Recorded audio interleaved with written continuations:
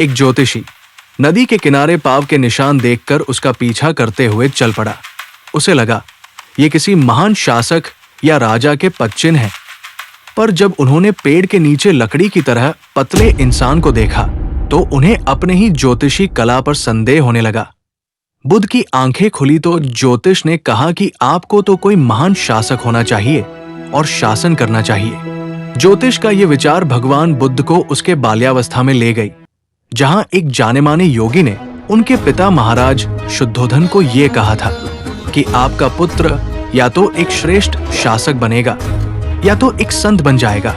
ये बात सुनकर महाराज थोड़े विचलित हो गए, क्योंकि वो अपने पुत्र को एक महान शासक के रूप में देखना चाहते थे। भविष्यवाणी सुनते ही महाराज ने अनुमान लगाया, यदि उनके पुत्र के मन में थोड़ा भी दुख या शोक का भाव आएगा तो वो संत ही बन जाएगा। उन्होंने राजकुमार को सारी सुख सुविधाएं दी।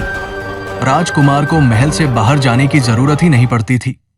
सुख सुविधाओं में लिप्त राजकुमार का विवाह एक सुंदर सी कन्या से करा दी गई और एक दिन उसकी पत्नी के साथ भ्रमण पर जाने का विचार किया। फिर वो दोनों भ्रमण के लिए निकल गए।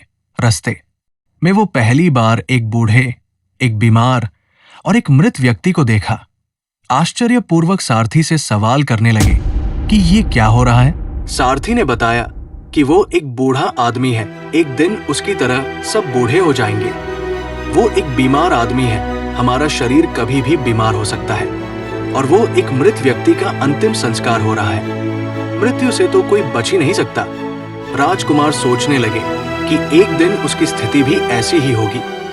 उन्होंने एक सन्यासी को देखा, उनके पास कुछ नहीं था, पर वो जीवन के सारे सुख सुविधाओं से विमुख होकर भी तेज चमक रहे थे।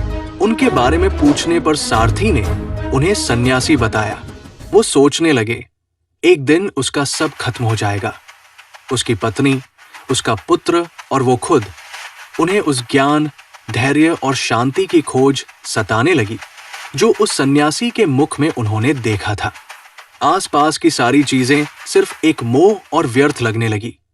जब उनका पुत्र 1 साल का हुआ, तब वो रात को अपना घर त्याग कर सदैव के लिए निकल गए और सन्यास का जीवन अपना लिया। नियम बहुत ही कठोर था। वो किसी से भी भोजन नहीं मांग सकते थे।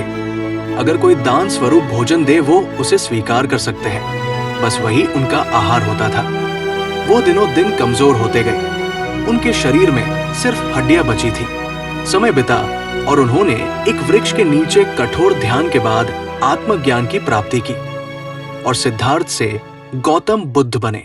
जब उन्होंने उस ज्योतिषी के सामने आंखें खोला और उसके प्रश्नों का जवाब दिया, भगवान बुद्ध ने कहा कि मैं बड़ा शासक बनना चाहता हूँ, पर लोगों को हराकर या उन पर राज करके नहीं, बल्कि उन्हें अपने साथ शामिल करके और जीवन की वास्तविकता बताकर।